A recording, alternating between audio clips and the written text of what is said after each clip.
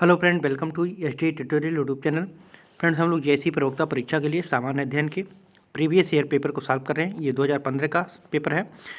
तो friend, video को अंत तक जरूर देखिएगा और सभी प्रश्नों को अच्छे तरीके से तैयार कीजिएगा। अगर वीडियो अच्छा लगे तो चैनल को सब्सक्राइब, लाइक, दोस्तों में शेयर जरूर कीजिएगा। तो चलिए वीडियो को शुरू करते हैं और आज का पहला प्रश्न देखते हैं।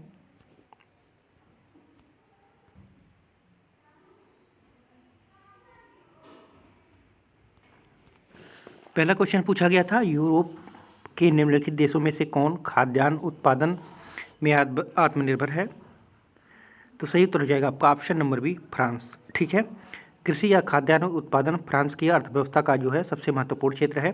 भले ही यह सकल घरेलू उत्पाद में केवल 2% योगदान करता है। ठीक है। फ्रांस जो है यूरोप का सबसे बड़ा देश है जो मूलतः खाद्य उत्पादन में जो है आत्मनिर्भर है। ठीक है। तो सही उत्तर हो जाएगा आपका ऑप्शन नंबर बी। दूसरा प्रश्न पूछा गया था, यूरोप में 4 राजधानियों से होकर प्रवाहित होने वाली नदी कौन सी है? तो सही उत्तर हो जाएगा आपका ऑप्शन नंबर ए, डेन्यूब। ठीक है। डेन्यूब नदी जो है यूरोप के 4 राजधानियों वियना की राजधानी ऑस्ट्रिया, और ब्रातिस्लावा इसकी राजधानी स्लोवाकिया, और तीसरा देश है बुडापेस्ट, इसकी राजधानी हंगरी, और बेलग्रेड जिसकी राजधानी है सर्बिया, सहित कई महत्वपूर्ण यूरोपीय शहरों से होकर जो है ये प्रवाहित होती है। यह यूरोप संघ की जो है दूसरी सबसे लंबी नदी है। ठीक है। यह जर्मनी के ब्लैक फॉरेस्ट से निकलती है। ठीक है। और तथा मध्य एवं पूर्वी यूरोप से होते हुए जो है काला सागर तक जो है दक्षिण पश्चिम दिशा में बहती है। ठीक है। तो बहुत ही इंपॉर्टेंट नदी है, इसको आप लोग याद रखिएगा। तो सही उत्तर हो जाएगा आपका ऑप्शन नंबर ए। तीसरा नंबर क्वेश्चन पूछा गया था, हीरे के लिए प्रसिद्ध किम्बरले खान अवस्थित है, तो ये कहाँ पे अवस्थित है? तो ये दक्षिण अफ्रीका में है। ठीक है। ये हीरे के लिए सबसे प्रसिद्ध स्थान है। ठीक है। हीरे के लिए सबसे प्रसिद्ध जो किम्बरले खान है दक्षिण अफ्रीका में अवस्थित है। यह दुनिया की सबसे बड़ी हीरे की खान है। ठीक है। सबसे बड़ी हीरे की खान है जिसे बिग होल भी कहा जाता है। ठीक है। इसको जो है बिग होल भी कहा जाता है, इसको याद रखिएगा। और यह डायमंड खान इतनी बड़ी है कि इसे वास्तव में अंतरिक्ष से देखा जा सकता है। ठीक है।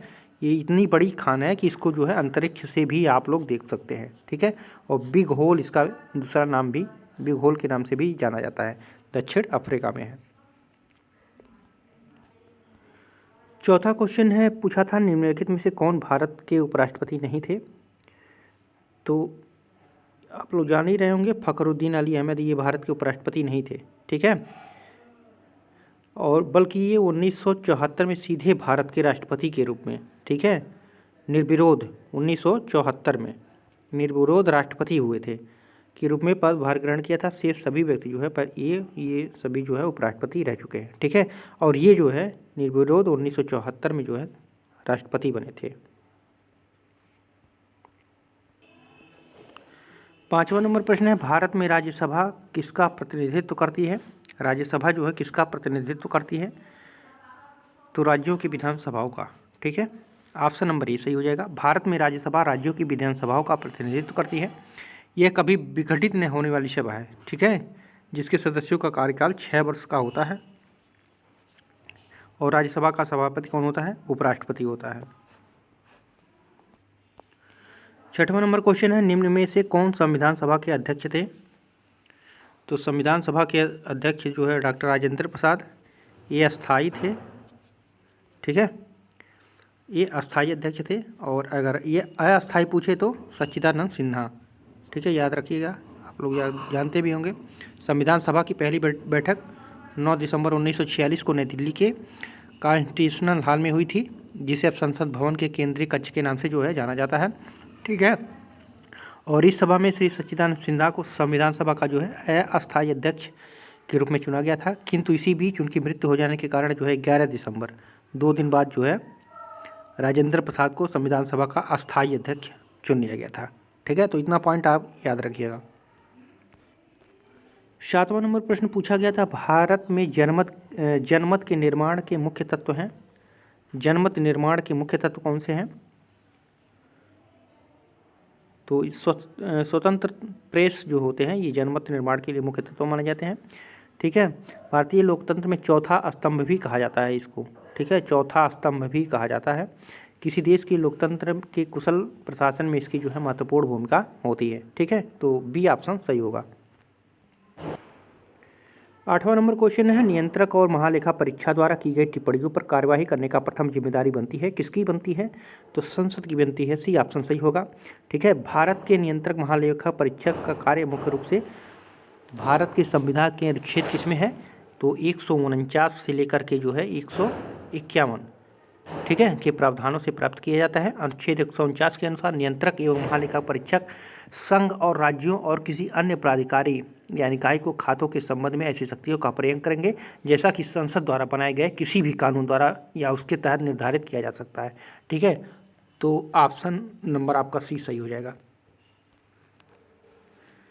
9 नंबर क्वेश्चन पूछा था, कौन सा शहर शहरी विकास मंत्रालय द्वारा कराए गए सर्वेक्षण में भारत के 476 शहरों में स्वच्छ रैंकिंग में शीर्ष पर रहा? तो ये 2015 में क्वेश्चन पूछा गया था। तो उस समय, ठीक है, तो उस समय जो था वो मैसूर था। ठीक है, अगर 2019 का डाटा आप लोग देखेंगे तो 2019 के अनुसार जो है भारत का सबसे स्वच्छ शहर जो है मध्य प्रदेश का इंदौर है। ठीक है, मध्य प्रदेश का इंदौर है। ये 2019 का डाटा है और ये 2015 का था, वो मैसूर था। ठीक है, मैसूर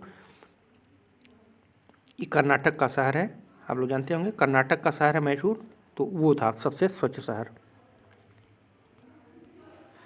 10वां नंबर क्वेश्चन पूछा गया था, किस शहर ने स्मार्ट सिटी मिशन के लिए केंद्र सरकार को अपना नामांकन सर्वप्रथम भेजा, सबसे पहले भेजा था?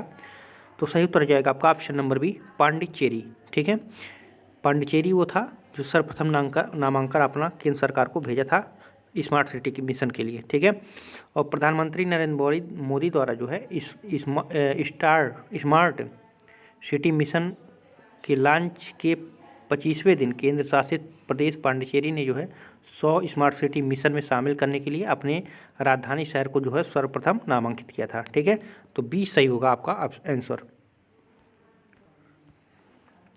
11 नंबर पूछा था, हाल ही में निम्न में से किसने टेस्ट क्रिकेट में 400 विकेट लेने का रिकॉर्ड बनाया? तो ये करंट था उस समय 2015 का। ठीक है, तो उस समय जो बनाए थे जेम्स एंडरसन थे। ठीक है, ये इंग्लैंड के दाएं हाथ के जो है गेंदबाज थे। ठीक है, तो सी ऑप्शन इसमें सही हो जाएगा। 12 नंबर प्रश्न किया था, किस देश में आतंकवादी संगठन इस्लामिक स्टेट IS ने इस वर्ष ईद के दिन जो है 115 लोगों को मार डाला? तो ये 2015 में पूछा गया था, 2015 का करंट था। ठीक है, तो ये इराक में जो है ईद के दिन 115 लोगों को, जो आतंकवादी संगठन IS है, इस्लामिक स्टेट है, 115 लोगों को मार गिराया था। यह जो संगठन है इराक तथा सीरिया में सक्रिय जिहादी सुन्नी सैन्य संगठन है। ठीक है, इब्राहिम अव्वद अल बदरी इसका जो है मुखिया है। ठीक है, तो सही उत्तर जाएगा आपका ऑप्शन नंबर सी। तो 13 नंबर प्रश्न है, 2014 का क्वेश्चन पूछा था, 2015 का पेपर है ये। ठीक है, तो करंट से उसमें पूछा था 2014 में भारत के विदेशी ऋण का सबसे बड़ा अपव्यय था। तो सबसे बड़ा अवयव कौन सा था? तो विदेशी वाणिज्य उधारी। ठीक है, तो सी ऑप्शन इसमें आपका सही हो जाएगा। ये 2014 का था, तो आप लोग जो है करंट डाटा 2019-20 का देख सकते हैं। ठीक है, तो इसको हम करा देंगे इसको बाद में अगले सेट में। तो यहाँ याद रखिएगा विदेशी वाणिज्य उधारी। 14 नंबर क्वेश्चन है, श्रमेव जयते कार्यक्रम निम्नलिखित में से किसके नाम से जुड़ा है? तो सही उत्तर हो जाएगा आपका option number D, Pandit Deendayal Upadhyay के नाम से जो है ये कार्यक्रम जुड़ा है। यह श्रम एवं रोजगार मंत्रालय भारत सरकार द्वारा चलाया गया कार्यक्रम है।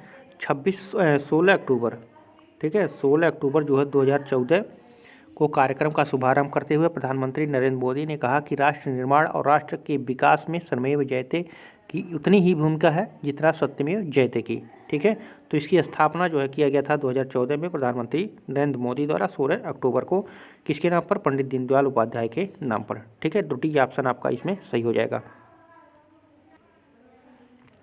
15 नंबर क्वेश्चन किया गया था आपसे, निम्नलिखित में से किस एक को भारत में निदेशित कोर, ठीक है, उद्योगों में सम्मिलित नहीं किया जाता है? तो ये सॉफ्टवेयर को जो है निवेशित कोर में नहीं सम्मिलित किया जाता है। ठीक है, भारत में कुल 8 निवेशित कोर है। ठीक है, कुल 8 है।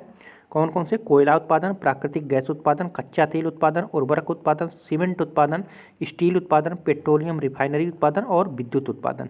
ये 8 जो है निवेशित कोर के रूप में जाने जाते हैं भारत के। ठीक है, ये सॉफ्टवेयर जो है ये निवेशित कोर में सम्मिलित नहीं है। 16 नंबर क्वेश्चन किया गया था, सोनार अधिकांशतः प्रयोग में लाया जाता है। तो सोनार किसके प्रयोग में लाया जाता है? तो नौ संचालकों द्वारा। ठीक है, तो डी ऑप्शन सही हो जाएगा।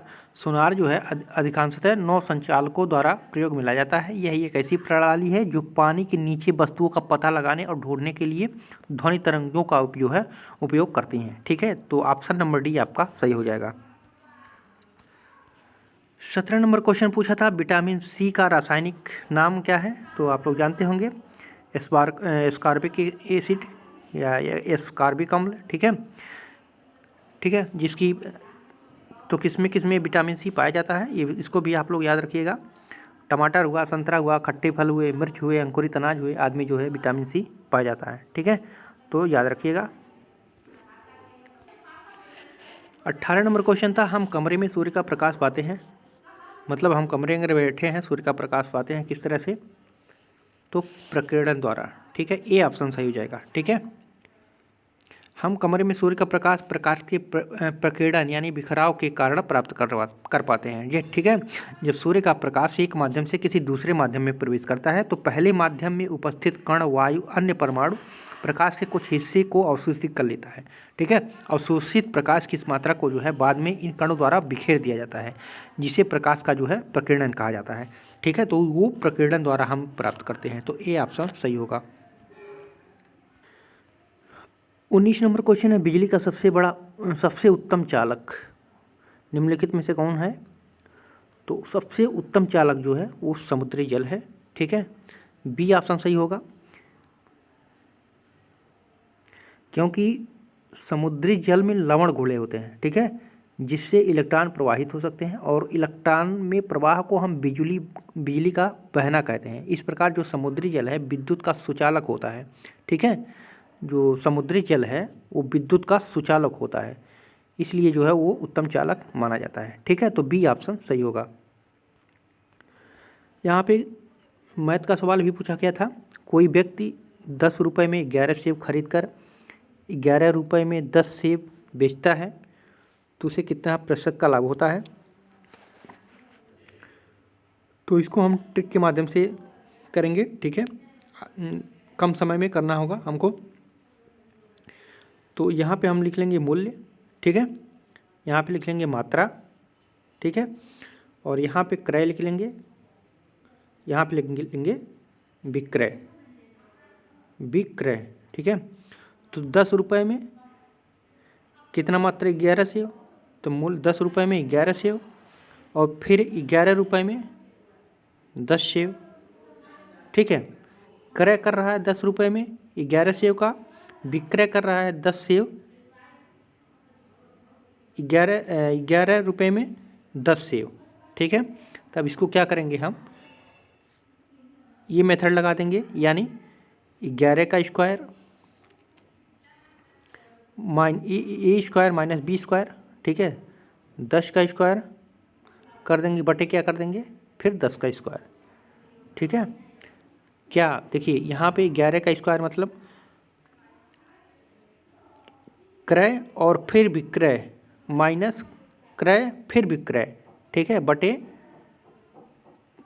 क्या हो जाएगा, बटे क्रय का स्क्वायर कर देंगे। ठीक है, तो इसको जब हम सॉल्व करेंगे ए स्क्वायर माइनस बी स्क्वायर करके हम क्या कर सकते हैं, तो 10 माइनस 11 एक क्वेश्चन में हो जाएगा, दूसरे में 10 माइनस 11 माइनस 10 भी कर सकते हैं, बटे 100 हो जाएगा, 10 × 100। ठीक है, प्रतिशत पूछा कितना प्रतिशत, तो गुणे 100 हो जाएगा। ठीक है, तो यहाँ पे आप लोग कर सकते हैं इसको 10 प्लस है ना ये, अरे ए स्क्वायर माइनस बी स्क्वायर, ए प्लस बी, ए माइनस बी हो जाएगा, तो ये हो गया 21 आपका, 10 11 21, और यहाँ 11 में से 10 गया 1, तो गुणे 1 हो जाएगा बचेगा, बटे 100 गुणे यहाँ पे 100, ठीक है। तो 100 से 100 कैंसिल हो जाएगा, 21 सेकंड 21% हो जाएगा, ठीक है। तो सही उत्तर हो जाएगा आपका ऑप्शन नंबर ए 21%, ठीक है। 21% आपका हो जाएगा, ठीक है।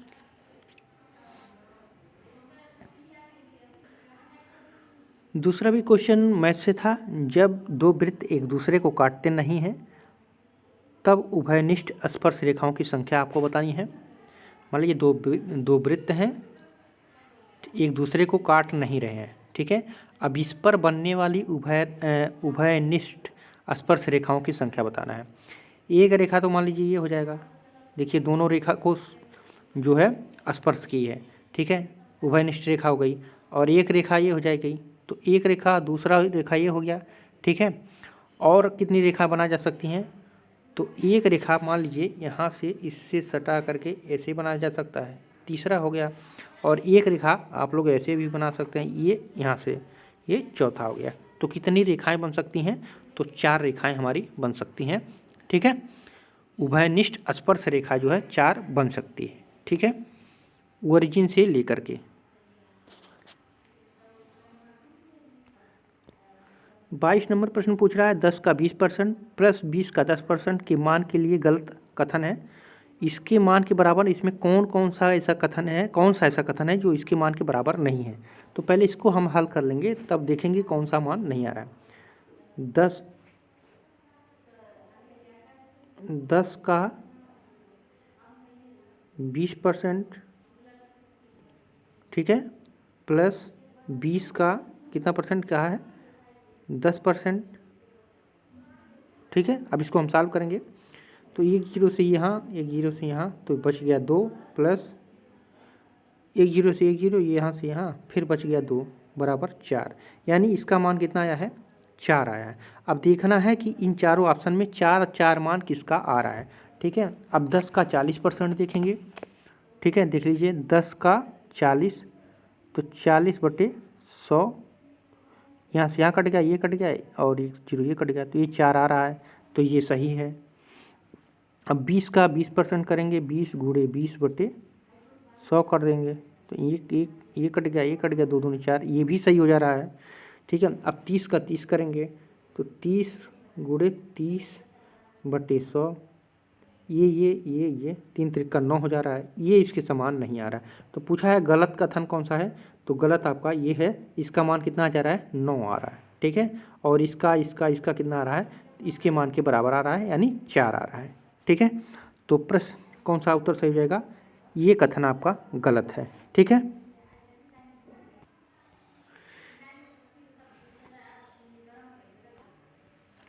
तेईस नंबर प्रश्न है, अल बरूनी साथ आया था, तो अल बरूनी किसके साथ आया था, तो अल बरूनी जो है गजनी के महमूद के साथ आया था, ठीक है।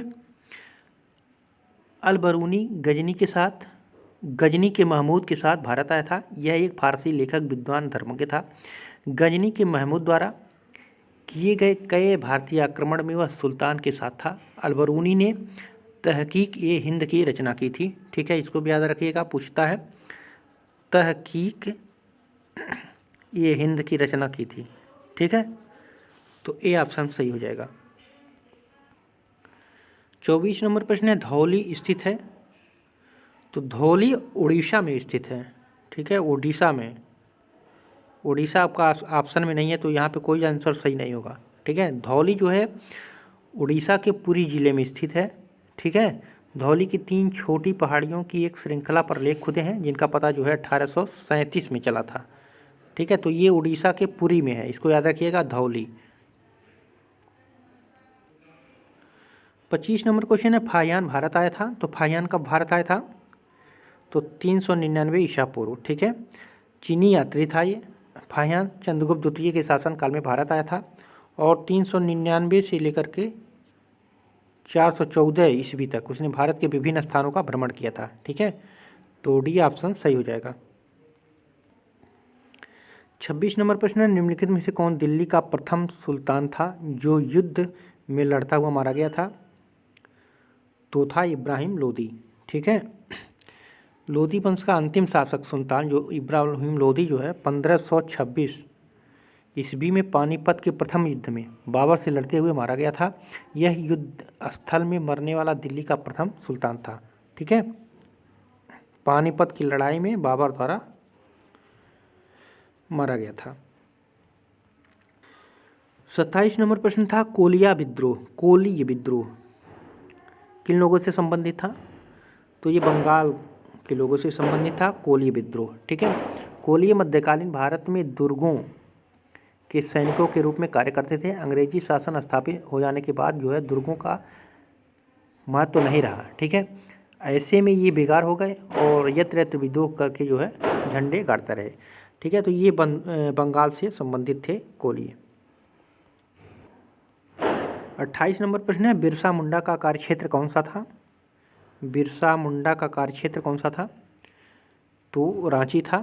ठीक है, बिरसा मुंडा का कार्यक्षेत्र रांची से भागलपुर तक था। ठीक है, बिरसा मुंडा का मुख्य उद्देश्य जनजातियों में समाज सुधार करना तथा इन्हें ब्रिटिश सत्ता से दूर रखना था।